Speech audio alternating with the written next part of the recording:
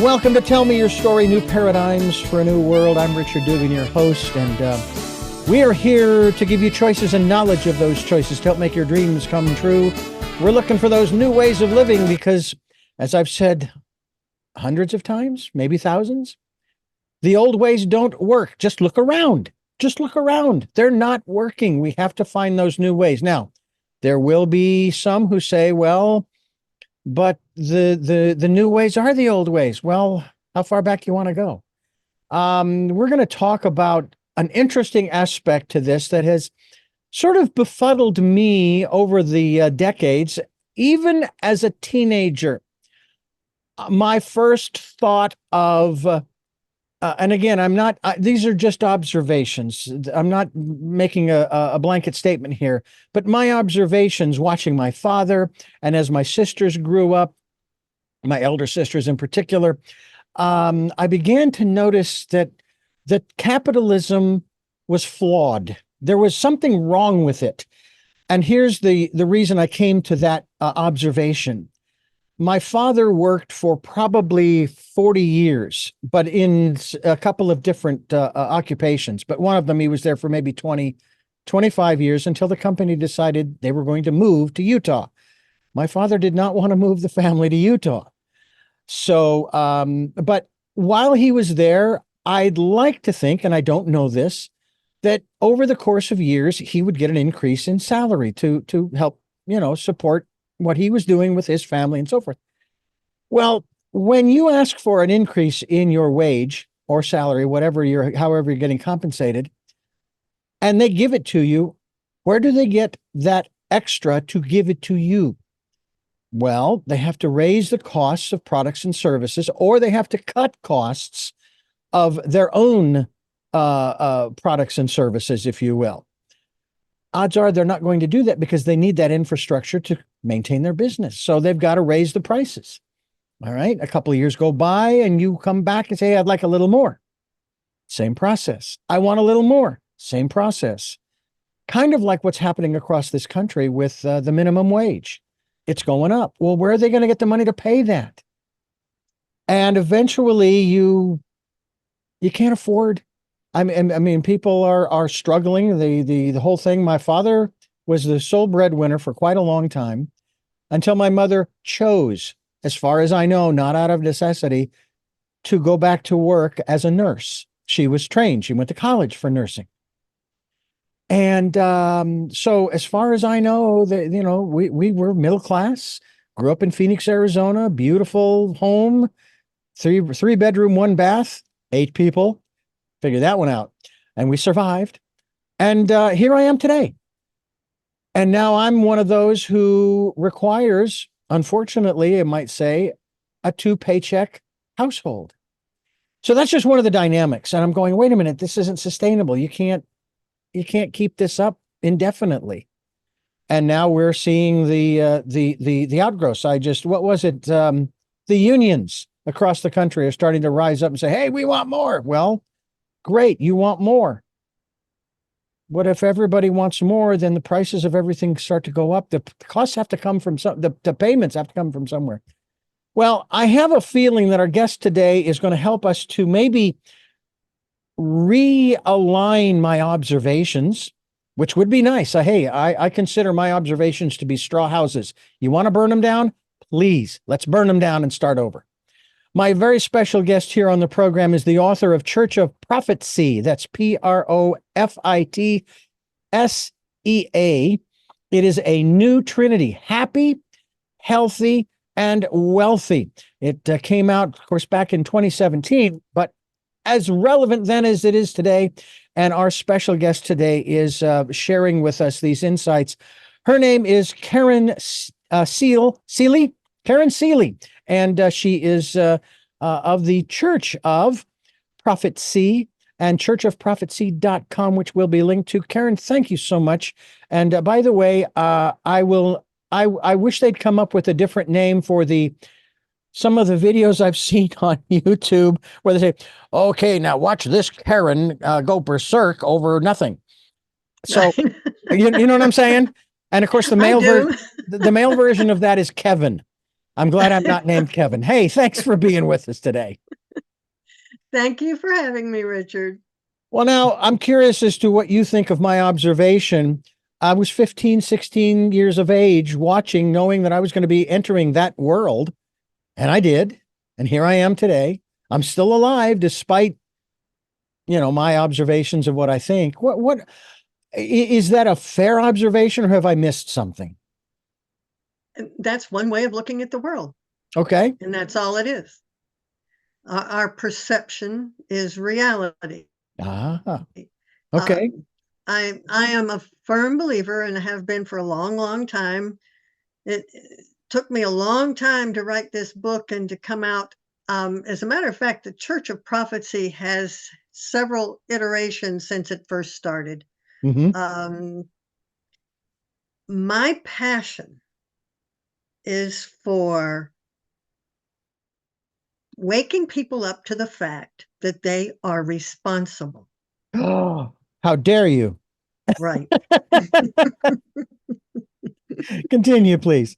I just have, I know the universal laws. Mm-hmm. And I know that when we are working with the universal laws, we will be in accordance with our true purpose, our higher purpose.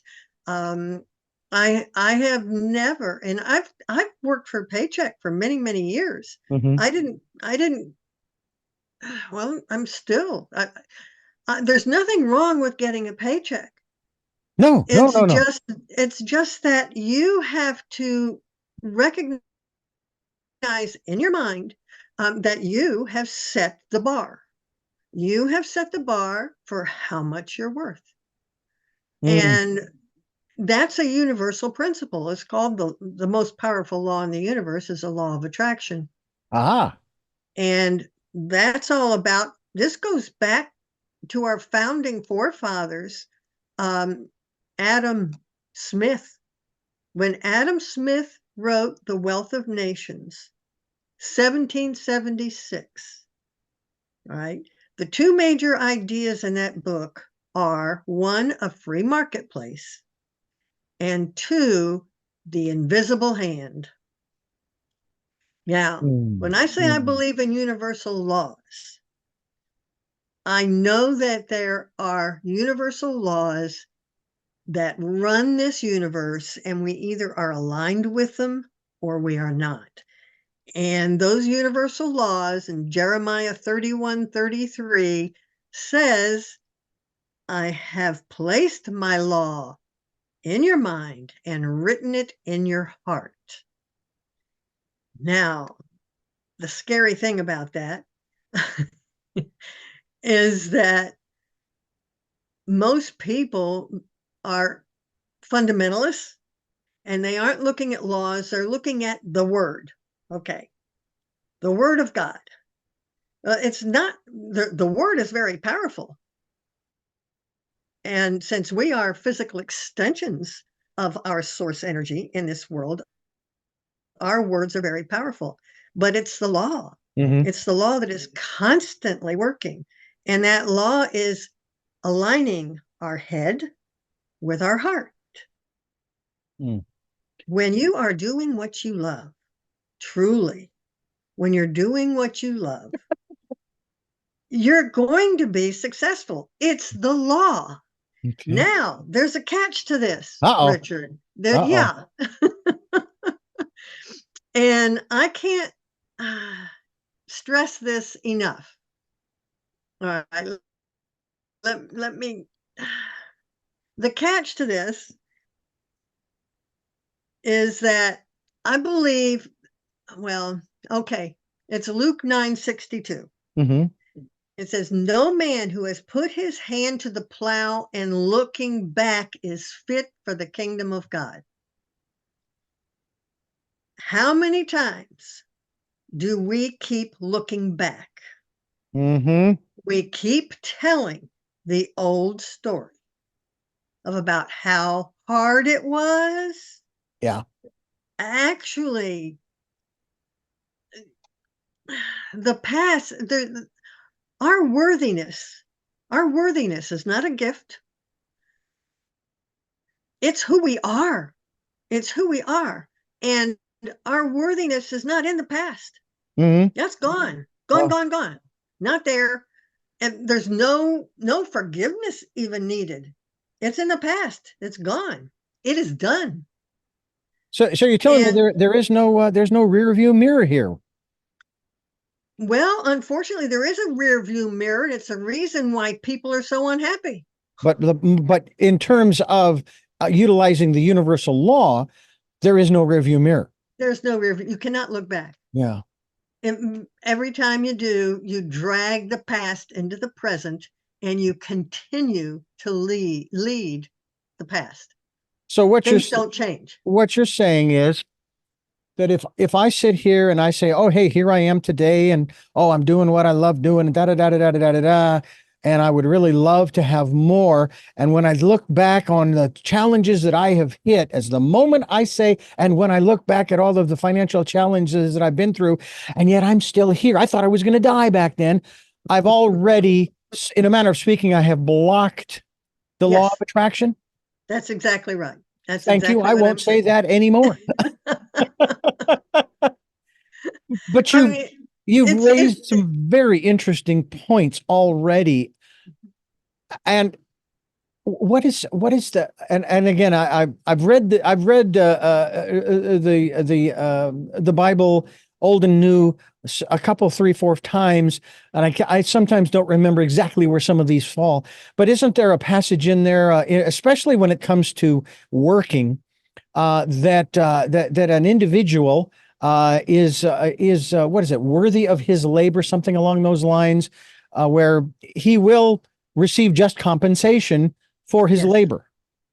Yes. I paraphrase. I'm not King Jimmy, so I without worrying about it. Mm-hmm. All right, let's talk about Einstein. Einstein is my hero.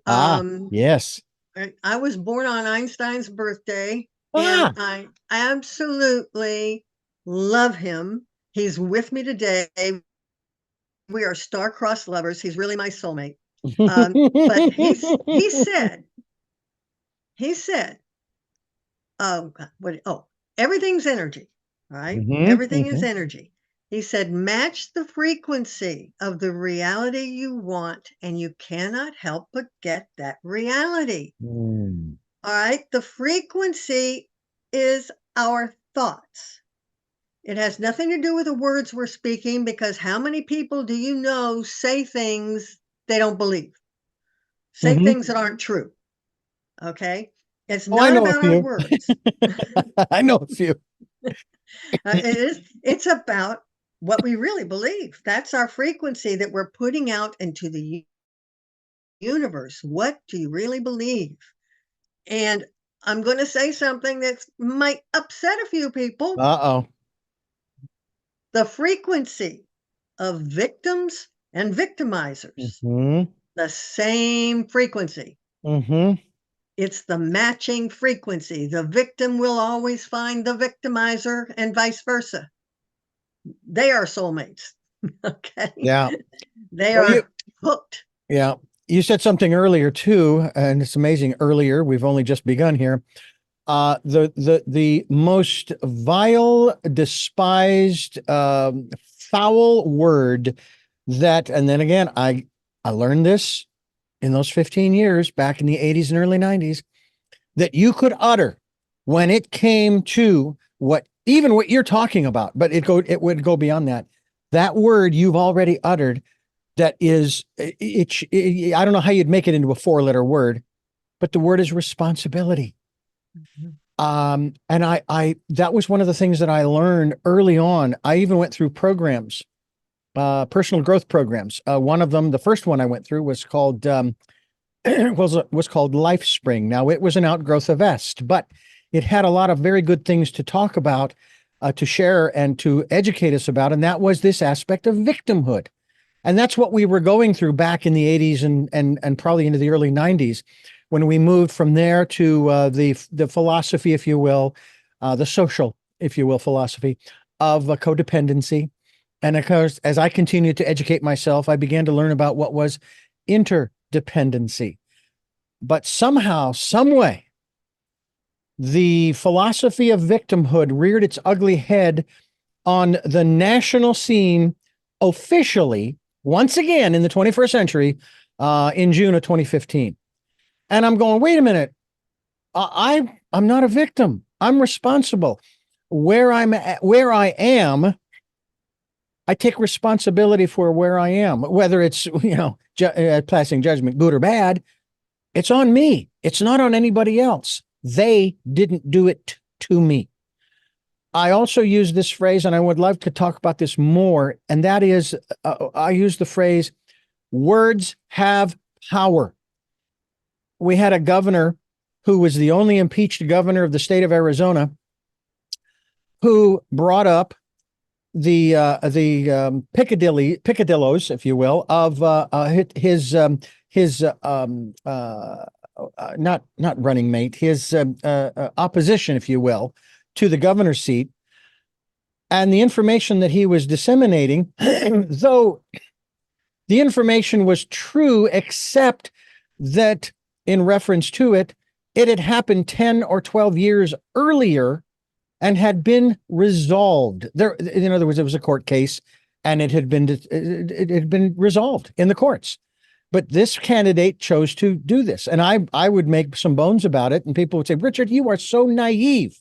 It's only politics." Politics. And I said, no, it's not.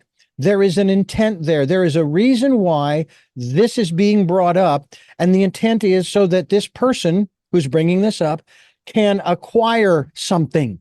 In this case, it was an elective office, which he did. But then karma caught up with him, and boom, the next thing you know, he's being impeached. And he was ousted. And that's kind of what I'm seeing today from the official, unofficial return of victimhood. I keep telling people, we're where we are because of us, not because of them. We did this to us. If there's something wrong, is what I'm, I like to look for the beauty. I like to look for the positive. And now I'm now looking forward. I'm not looking back. I'm taking out the rearview mirror. Okay. I often, when I use that phrase that I did earlier about, looking for those new ways of living, it doesn't mean that this is an awful, icky, terrible place. It's not. I live in Santa Barbara, my Lord.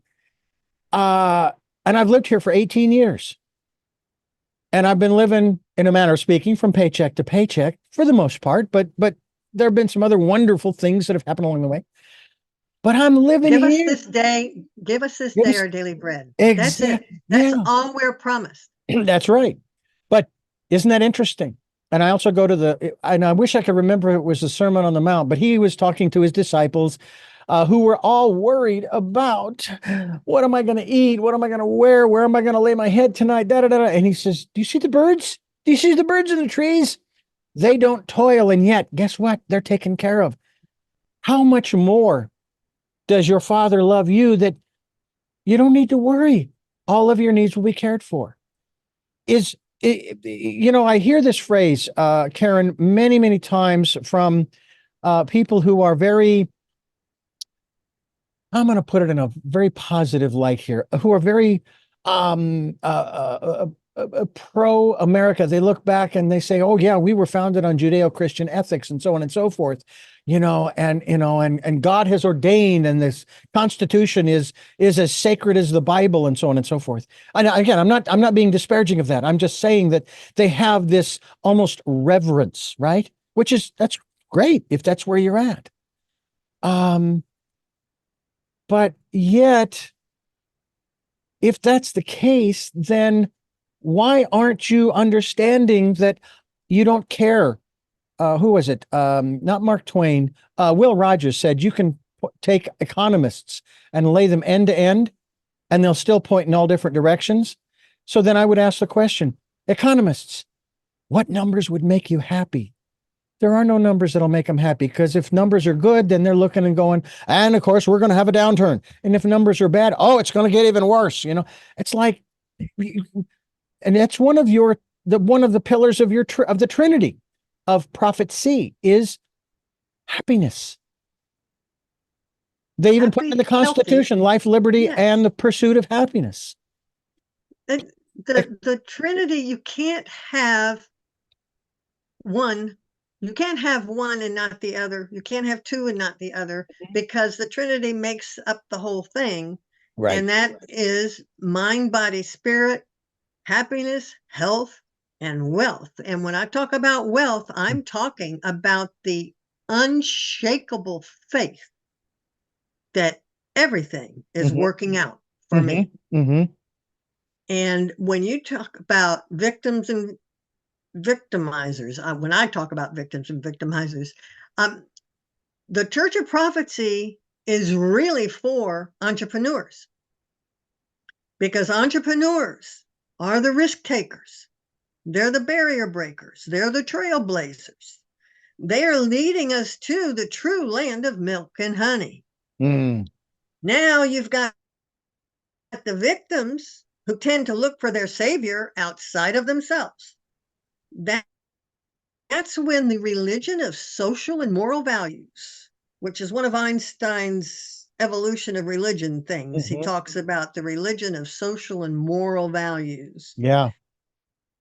That begins to mingle with politics. And today, more people are putting their faith in a government they believe will do for them what they cannot do for themselves. That this faith is so misplaced, it's going to come back and bite them in the ass. Yeah. You know that 24 years ago, during that particular cycle, presidential cycle, I was watching a speech by the then candidate for the Democratic candidate, Al Gore.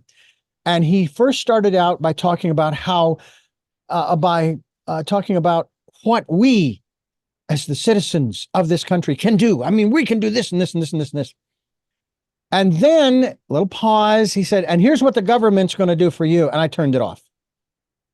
And I even go back to a statement that was made during the Carter-Reagan campaign.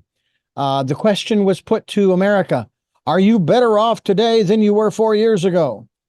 And I thought, well, if you're implying that if I say yes, then it's because of what you folks have done. And if I say no, it's because of what you folks have done, you're wrong.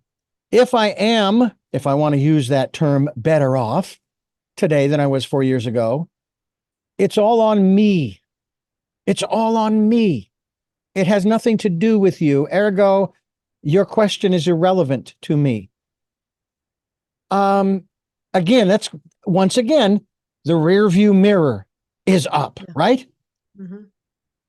I am responsible. Yeah. And that's the bottom line. Do you have people who have trouble with that? When you say that, they cringe. They say, "Oh, come on, no, good things happen, it's God. Bad things happen, it's the devil." Yeah, no, I don't have a problem that people don't appreciate my views. Okay. Because I truly don't care what they think. Maybe it comes with age. I don't know. I don't care what they think. I've heard that.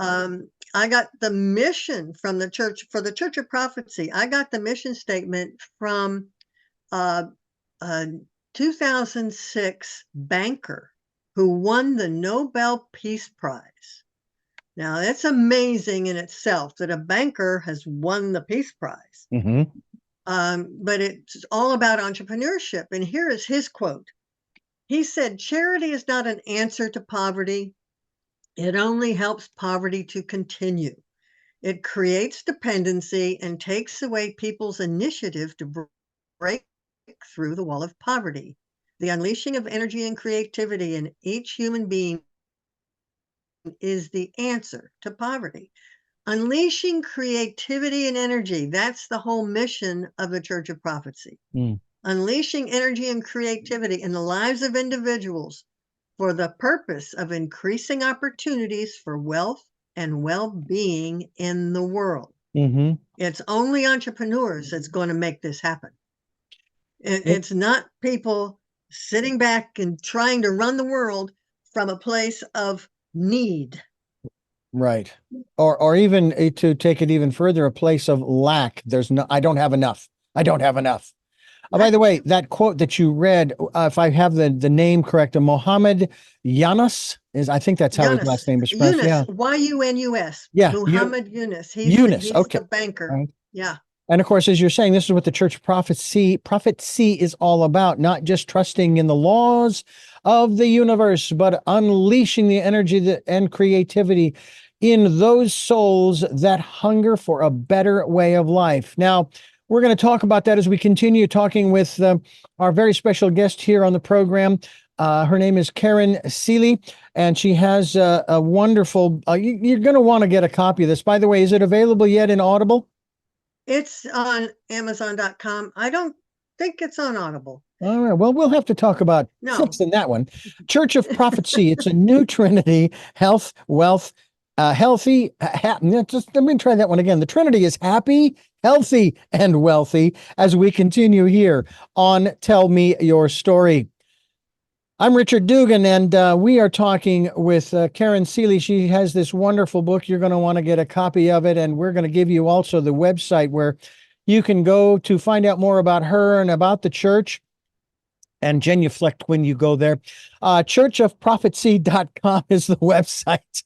And we are so grateful for you being with us here today. And one of the things that I find so fascinating when I do listen to, and again, I couldn't agree with you more. It is a little on the frustrating side, and maybe that's where I've got to sort of put the blinders on and say, you know what, it doesn't matter what they are doing or saying.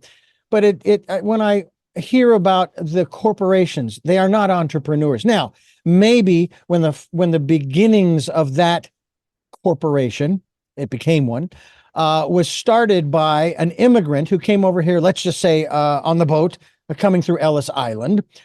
They started their small little business, mom and pop, i.e., entrepreneurial venture in Little Ireland, Little Italy, Little China, whatever nationality, because back then they kind of did hang together.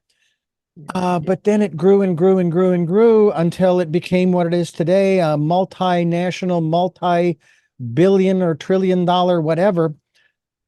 And somehow they have lost, shall we say, the vision of the founder, that immigrant who came over with his family, and they've turned it into something it was never intended to be. So then I'm wondering if, because the pyramid's upside down, the pyramid should be point down, not point up. And the highest pay should not be going to the guy at the top. It should be going to all of the, I don't want to put it this way, little people at the bottom, because they're the ones that are actually doing the work to facilitate the continuation of the company. All right, Richard, let me Please interject something here about Yes. pyramid. Okay. Because that's one of the iterations that the Church of Prophecy is going through. It's still evolving. I see every individual as their own profit center. In other words, they are the pyramid. Mm-hmm. They are the Trinity. Okay. That's who they are. And they have the power within them to be, do, and have whatever they want. A lot of people working for a paycheck in a large corporation are doing so because it's fulfilling their purpose in life. Now, their purpose may be to go out and win the triathlon, but this paycheck that they're getting for their 40 hours a week is enabling them to do what they really love.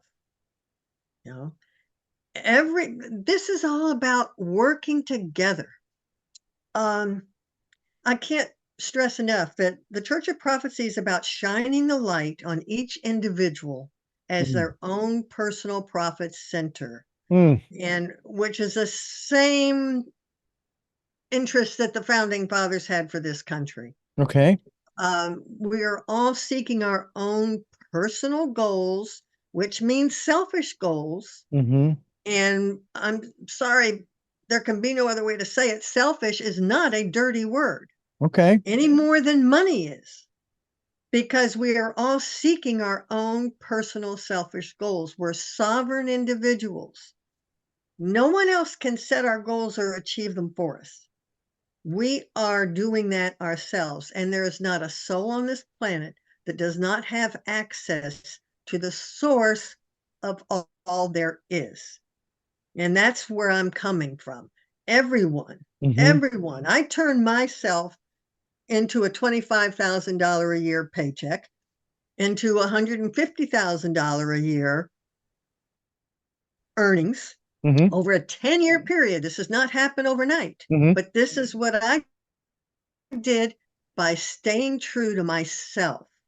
To thine own self be true. And if you can dream it and believe it, Source has the wherewithal to deliver it. But this is all about belief. Yeah. So, first of all, you have just set ablaze another one of my straw huts, which is, as I said before, just fine. Because really what you're saying, not just to me, but also to our listeners, is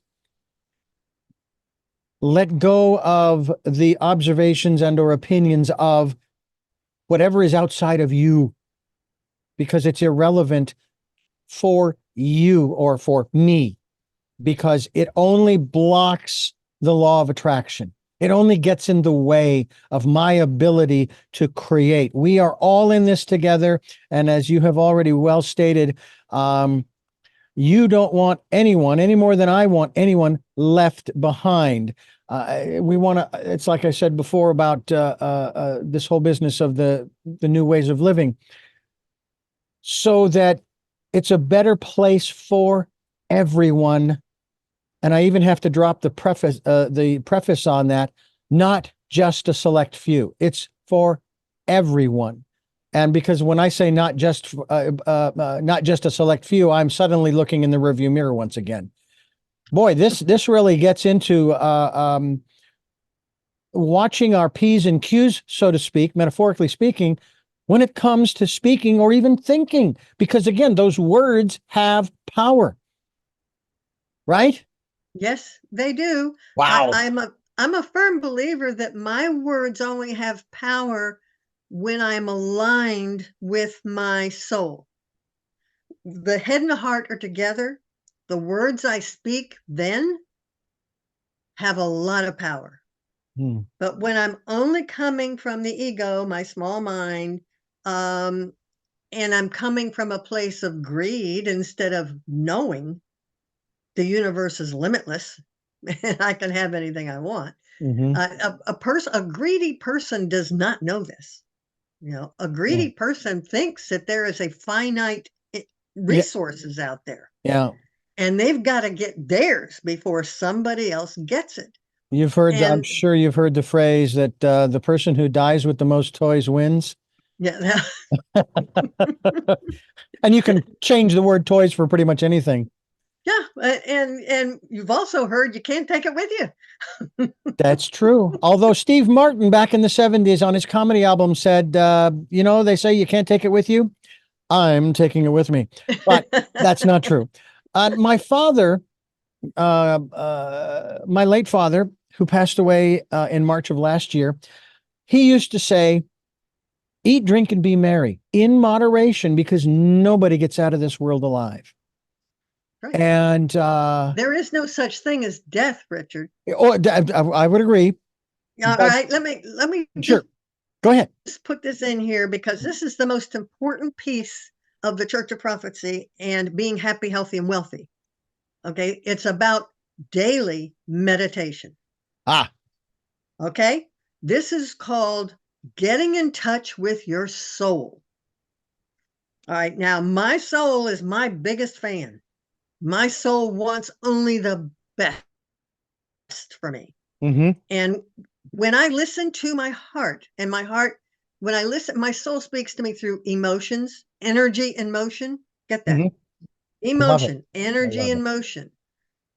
That vibrant vibration, frequency of love, joy, passion, that is it when you are there, when you're in that frequency, you will never take a wrong turn.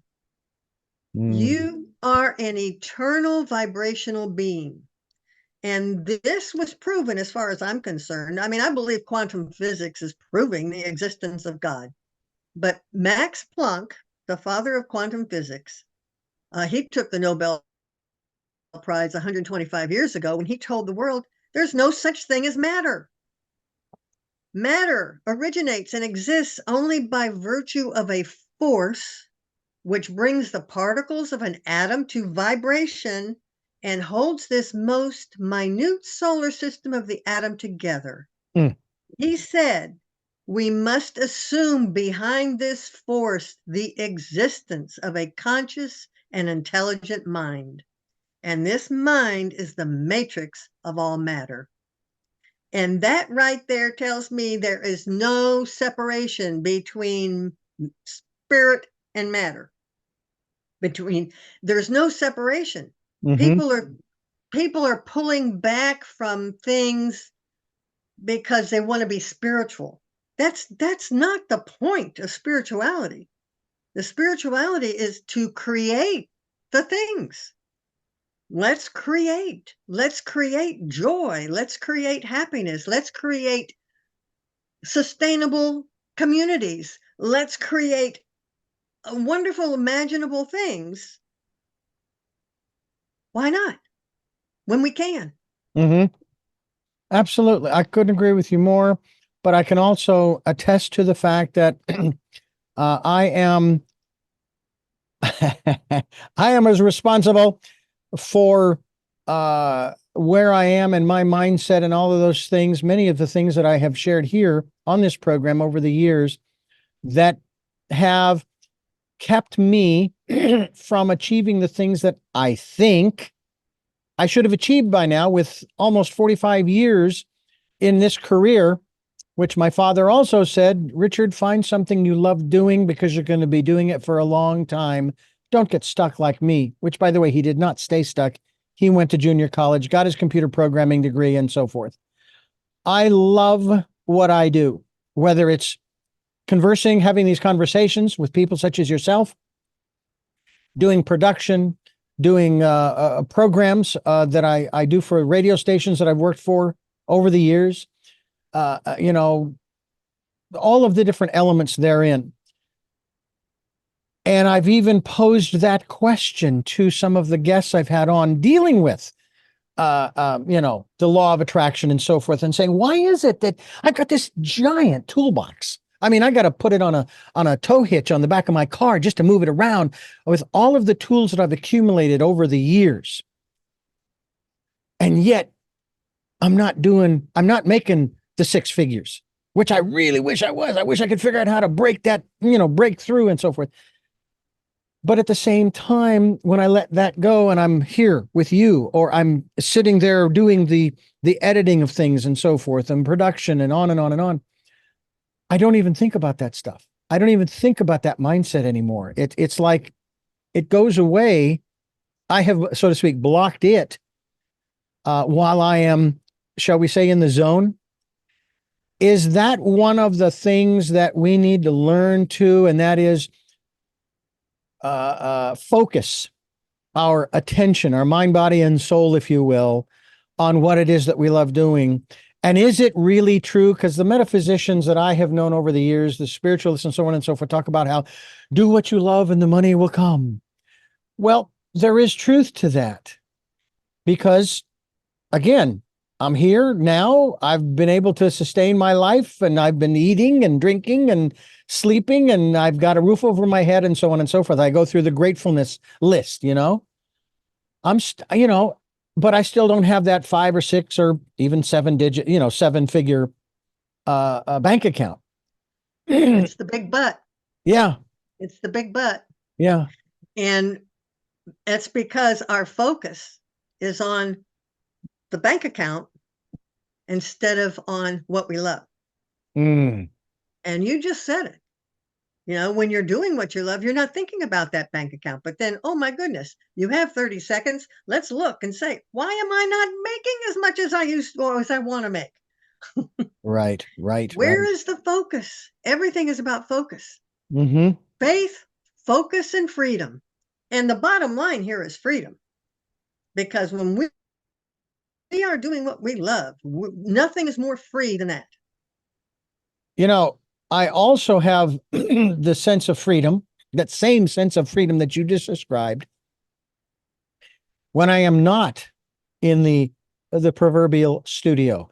For example, yesterday, as of this conversation, I was out with my battery-powered chainsaw cutting apart an oak tree that had fallen last year because of all of the storms that we had, and the soil was loose and the tree fell over, and of course it's dead. But I'm cutting it up for the purposes of firewood. Uh, and I'm out there and I'm doing this, and of course my biggest concern while I'm out there is making sure that when I'm cutting branches that maybe are over my head, I do it in such a way that it doesn't fall on me. So in other words, I'm being careful, but at the same time, I love being outside. I love doing this kind of work. And sometimes even when it's just splitting the wood and so forth and so on, it's it's really a wonderful place to be out in nature. Talk to me about that connection with nature and how that helps us when we are connected to better understand this, which you're speaking of from the Church of Profitsea, about the law of attraction and all of the other universal laws. Well, it's all about nature. Uh, from the tiniest, minutest atom to the universe, the microcosm of the macrocosm. This is a platitude. It's not a platitude. A lot of people think it's a platitude. We are all one, Mm-hmm. right? If those people really understood the power of that truth, the new heaven and the new earth would be instantaneous. But since no one's going to be left behind, Richard, this time-space reality was created to give everyone a chance to wake up to that fact. Mm. We are one with the universe, with the ground, with the earth, with the air, with the seas, with our soul. We're one. And what can I tell you? The Church of Prophecy is still evolving, but I really see it being a strong force in the world, not just this country, in the world, to pulling people together to the fact, helping them realize we're supporting each other. Yeah. We are all supporting each other. That's what we're here for. It's funny. I watched a news story about 8 or 9 years ago out of Texas. Some entrepreneurs, interestingly enough, who were sort of asked the question how they were able to do what they've done and make their business successful and so forth. And they would start out by saying, "Well, I did it. I did it all by myself." And I'm going, "You're out of your mind. You didn't do it all by yourself." Because you're discounting the role of the customer, who is the one that comes in and buys your product or your service and keeps you going. Your vendors, who provide you with the materials to provide the product or service, et cetera, including if you're in a brick and mortar, the construction company that built the brick and mortar that you're working out of. And again, the list goes on. And I've said this on this program dozens of times. I am only here talking to you today, Karen Seeley, because of I would say literally thousands of people who have helped me, supported me, encouraged me, and sometimes just sent me anonymously energetic support. Um, I didn't get here on my own. I had to do the work. That I can certainly be grateful that I had the happiness, the health, and sufficient wealth, excuse me, to do all of those things. But it's just as you said, and we're responsible, yes. But do you think too that that's kind of where we've sort of missed the boat, especially in this country, because on the one hand, yes, the government has said blah, blah, blah, blah, blah, and we have forgotten it is not up to the government. Yes, render unto Caesar what is Caesar and unto God what is God's. At the same time, what are you doing with your life? And I wonder how your observations on this. You remember when Jesus told his disciples when they queried him about the miracles he was doing, and could you teach us? That's just so cool, you know. I mean, if they'd had a circular saw, it would have been amazing. But can you teach us how to do these things, like turning water into wine and raising the dead? Really? Sure, I can show you, but let me tell you something. This is nothing compared to the stuff you guys are going to do. And I honestly believe, Karen, that greater work that he talked about has to do with the transforming of our lives. And the renewing of our minds. Mm-hmm. Renewing. Renewing. What does that mean? Tell us what that means. It's a new way of looking at the world. Oh my, no, the Oh old my way. goodness. But it's so good. I like the old way. It's comfortable. Is that what keeps us? Is that what keeps us from the quote unquote renewing our mind? Is that we become complacent, we become comfortable? And yes, our comfort, and we're all going to die, and then we're going to come back again, knowing what we should have known before we died, but we're going to come back again. Mm-hmm. And Max Planck said that too. I love his quote about that. We aren't convincing anybody of anything. What happens is the people who refuse to know are going to die. Mm-hmm. And then the new ones are being born who are familiar with it. And there are, 30 years ago, when I first started my spiritual, God, it was longer than that. It was 47 years ago when I started on my spiritual journey. I channeling. If you had mentioned channeling 47 years ago, you would have been burned at the stake. Now they're everywhere. They're absolutely everywhere.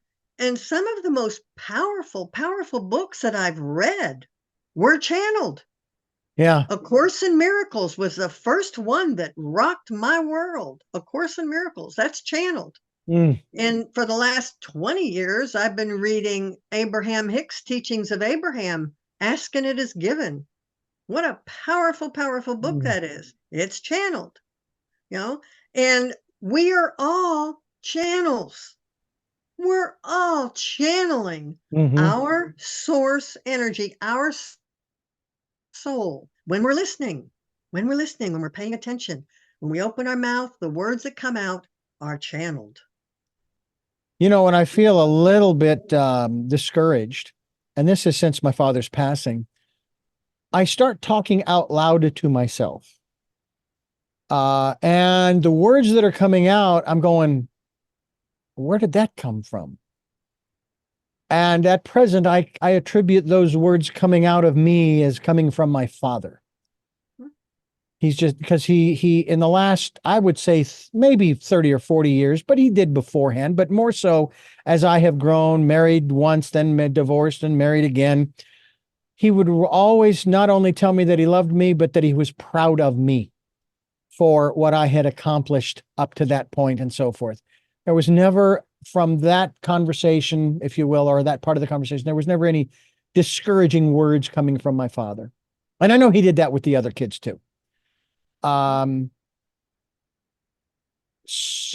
I couldn't agree with you more. There are moments when I kind of feel that way, just in general, even sometimes in these conversations. One of the attributes that we try to get rid of in broadcasting is the ahs, the ums, and so forth. And I try to replace them, even if this isn't as appropriate, but it's better than the ahs and the ums. Silence. Just, okay, go ahead and let the words come out. And the pause is okay, because it's not 2 minutes. 2 seconds, 3 seconds is not a big deal. It's like when I've asked the 3 final questions that I will be asking you, that I've asked all of my guests. I will get, here's question 1, and then there's this long 3, 4, 5, 6, 7, 8, 9, 10-second pause because I've had this comment. Oh, you always have save the hard questions for the end, don't you? Sort of. But then they have to begin the process of sort of channeling the answer through themselves, and maybe it comes from themselves. But that's one of the things that I have found as I listen back to some of the interviews, and I'm going, there wasn't a single or in that whole program. Or there are other interviews where, well, there were a few, and it's no big deal. It's just one of those observations of mine. How do we begin the process? And I haven't made reference to it on this program yet. Normally I put all of that at the front of the program. How do we begin the process of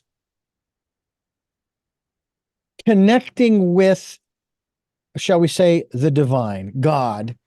Is it through, as you mentioned at the front end of the program, the meditation, going into that quiet, peaceful, calm, still place and listening to, quote unquote, that still small voice?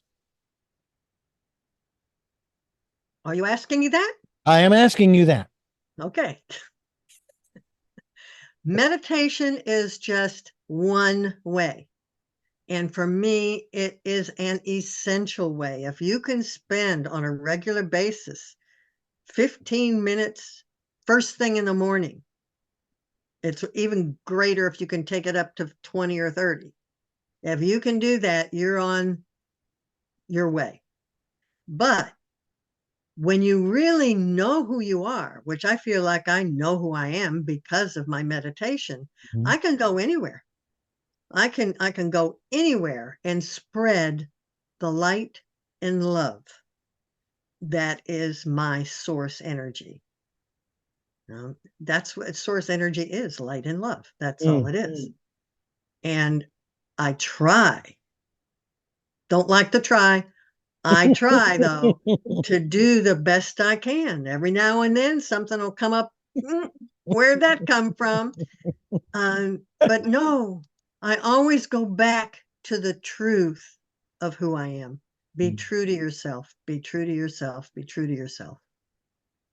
I have to tell you that the words of Yoda echoed in my mind when you said the reference to try.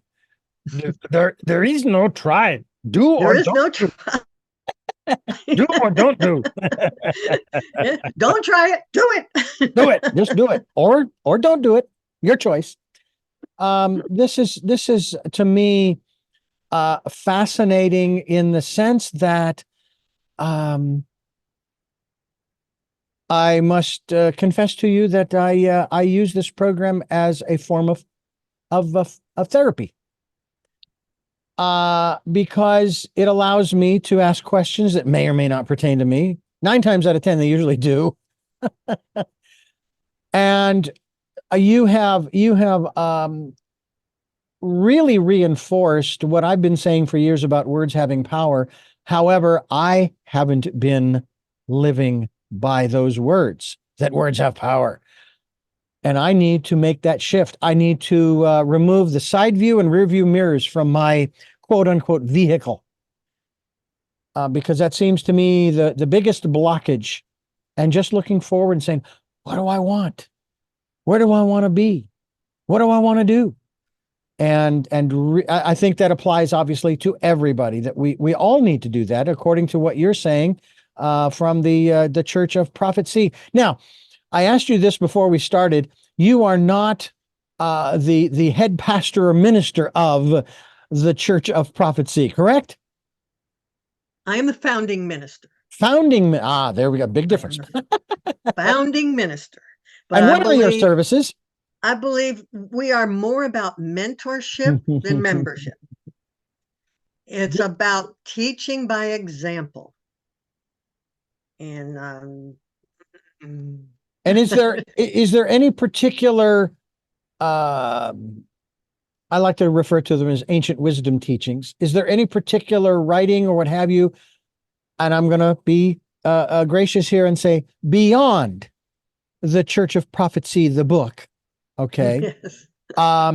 that we might want to look into after we've read the Church of Profitsea? In the back of the book, I have a whole list of the books that I've read that got me to where I am today. And there's a lot of them. There's a lot of them. Yeah. Like I said, the most important that really started me on the path was A Course in Miracles. And I've read a lot more, and it just keeps, as a matter of fact, I have read more since the book came out. Mm. The Science of Mind, Ernest Holmes, Science of Mind books.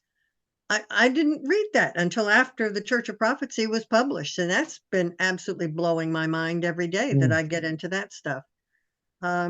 It's never ending.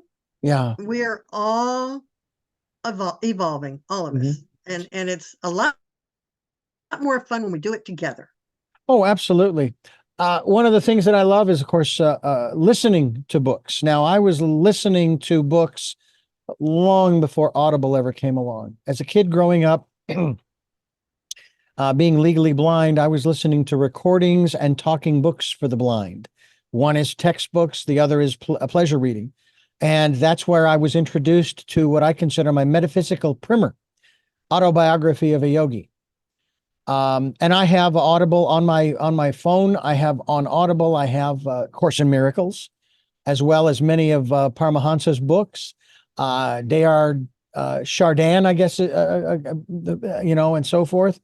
Now I've got to make sure that I have this other gentleman separated, if I've got it correct. Teilhard. That's Teilhard de Chardin, I believe. But there was one other philosopher as well. And I was introduced to them through the 0 Point and some of the personal growth programs I went through in the 90s, which were very fascinating. But it's like, do you find that as you go through this process and you're reading more and more and more, that one builds upon the next, or maybe reinforces what you've been talking about all along, or do you find that some of these actually really reveal to you something maybe that just reinforces what you have been what it does. It reinforces. And this is what I'm saying, that we all know this inside. Mm-hmm. We all know this information. We have it. We know it. It's just all the reading I have done in the last 47 years has just confirmed what I already know. And by the way, when you say 47 years, that puts you back to about 1977. 1976. I was 76? 30 years old. I was 30 years old when I had my first spiritual experience. And it has been a wild ride ever since then. Well, my mother asked me once if I'd ever had any spiritual experiences, or supernatural for that matter. And I said, well, if I have, I don't know that I didn't know at the time that that's what they were. I look at Jesus, for example, and all of the experiences that he had, all of the miracles that he performed, et cetera, et cetera. And the first thing that goes through my mind is, well, that was normal for him. He knew he could do those things. Do you feel that that sometimes even maybe before you had that first recognizable experience that began you down this path 47 years ago, that maybe you were having them, you didn't see them as such?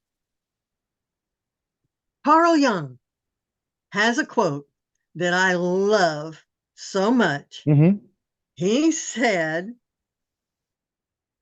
that everything that happens to us before we're 40 is just research, right? And that's what I feel the first 30 years of my life was. It was just research. Wow. I was ready for it when it came. Interesting. Well, I am thankful and grateful not only for you being on the program, but also for all of the steps that I have taken along my path that have brought me here to you. And I've often said that You've heard the phrase about, all of the choices that we've made in the past have brought us to where we are, and all of the choices that we will make from this point forward will take us where we will be in the future. To which one of my guests said, well, let me add something to that. He says, the choices that you will make today and tomorrow and the next day are going to be based upon your perception of what you think the future will be. And so it Very seems to me, perceptive. Yes. yeah, it seems to me that our thoughts are also very important in terms of that. For example, that example of, okay, what do I think? Do I think that we're going to be annihilated? It's Armageddon. It's, the second coming, etc. Well, then I think I'm going to dig a hole in the ground with a bunker and all this kind of stuff so I can survive. It's like, why would you want to? Mhm. I'm an optimist. I don't think all of that's going to happen. I'd like to think that we're going to clean up the place, and we're going to polish up the place, and we're going to make it look great. And we're going to do the same thing on the inside that we're doing on the outside. Is that your feeling too? I know it.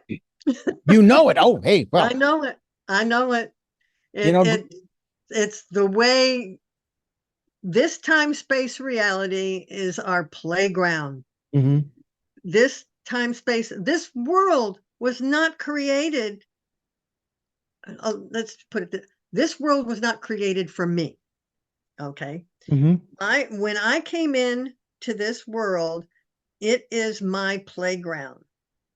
And that's why I'm here. That's why I'm here. Mm. It's all about evolution. It's all about choices. It's all about which way do I want to go, this way or that way. And there's no wrong choices. You know why? Because we never get it done. We're eternal vibrational beings. Just keep on choosing and have fun. Yeah. The only thing that again, accepting perception is the reality. The only thing that is not is this physical life. It's like a puff of smoke. But the important part of who we are is eternal. That essence, that soul, that which animates the body, which perplexes me to no end. It's like, wow, this is, I have a vague understanding of how they get the internal combustion engine to work. I think the guy that invented the carburetor had way too much time on his hands, because I've seen some of those, and unbelievable. But the human body with the circulatory and the nervous system and et al., who came up with this? This is incredible. It's amazing. So I am so thankful that you have been a part of what we're doing here on Tell Me Your Story.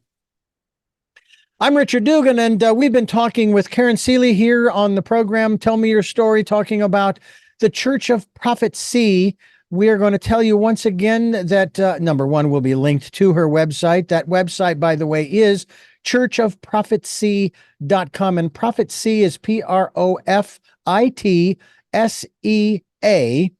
And I can't thank you enough for being a part of the work that we are doing here to help to, again, going back to what you've said many times, making this world a better place for all. I'm just going to leave that phrase right there, for all. And I'm hoping that we can have you come back and we can talk more about maybe some of the other things that you have chosen to create in your life, and the growth that we're all, I believe that we're all, in one sense, all seeking some kind of growth. I mean, isn't that why we go to school, or we're sent to school, I should say, is to broaden our horizons intellectually? Well, seems like you're helping us to do that on a spiritual level as well. Thank you. Richard, I would just like to say, if I've convinced anybody to try meditation, on my website, under the video tab, there are 3 audio meditations that I think are awesome. I am there. I am there. I can walk or drive over to the beach, sit on the pier or on the beach itself, and put the earbud in my ear and do just that. And that would be a lot of fun. I mentioned those 3 final questions that I ask everybody. Well, I'm going to ask you those 3 final questions. But before I do that, I want to thank you for listening to and watching Tell Me Your Story, New Paradigms for a New World, where we are giving you choices and knowledge of those choices to help make your dreams come true. We are here on Sundays at 7 a.m. and 7 p.m., Monday mornings at 1 a.m., Wednesdays at 9 a.m., and then Monday through Friday from 8 to 9 a.m., and we stream live at those times on at richarddugan.com. That's right. And we also podcast on SoundCloud, iTunes, TuneIn Radio, Spotify, Stitcher, Player FM, Blueberry, iHeartRadio, Amazon Music, and many other locations. We're also on YouTube, where you can watch these conversations, and I hope that you will. I hope you'll subscribe. As I've said before, the numbers are not relevant, even though I may mention them from time to time. I just looked, and as of this conversation, we're over 110,000 listens since January of 2018. I've said it before. I don't know what that means, other than we've had a lot of people listening to the programs, and that's really what it's all about, is to get this information out to folks. We ask you to click notification as well, so that the next time I post a conversation, you'll know about it, and you can go and listen. We ask that if you can support the work that we are doing financially, we would be gratefully appreciated. We do have a PayPal account. It is there for your security as well as ours. And as our special guest here, Karen Seeley, has already stated, we encourage you during this decade of perfect vision, talk about perception, the 2020s, spend some time going within to that quiet, peaceful, calm, still place and listening to that still small voice. And we hope that you will. And go to her website, churchofprofitsea.com, to the videos page, and you can listen to and meditate with some of the audio files that she has posted, audio meditations that she has available on the website. With all of that being said, we now move to our final three questions. And the first of those three questions is, who is Karen Seeley? I would prefer, what is Karen Seeley? Oh. I am pure, positive, non-physical, God force, source, love, energy. I am in this time-space reality for the purpose of expanding the universe. Tomorrow is going to be better, brighter, and brighter because of my focus today. What is it that gets you out of bed? Oh, the thought that today is going to be the best day of my life. And to that, what was your best day? The best day of my life was November 22nd, 1963. It was the day I found out I was pregnant. It was also the day John F. Kennedy was assassinated. Heavens. I was floating on air.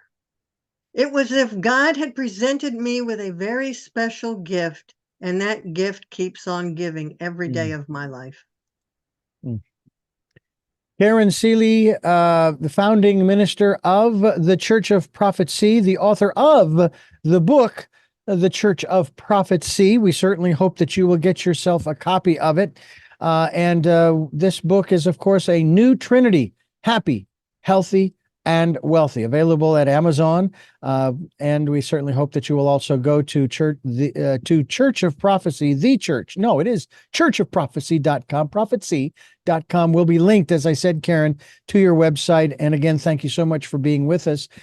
And I thank you for listening to and watching Tell Me Your Story, New Paradigms for a New World, where we are giving you choices and knowledge of those choices to help make your dreams come true. And until our next podcast, videocast. Love to Lal. Jeanette, I am still listening. Dad, continue to be happy, because I am. Smokey, I will see you on the other side. And to my dear friend Zorro, aho, aho.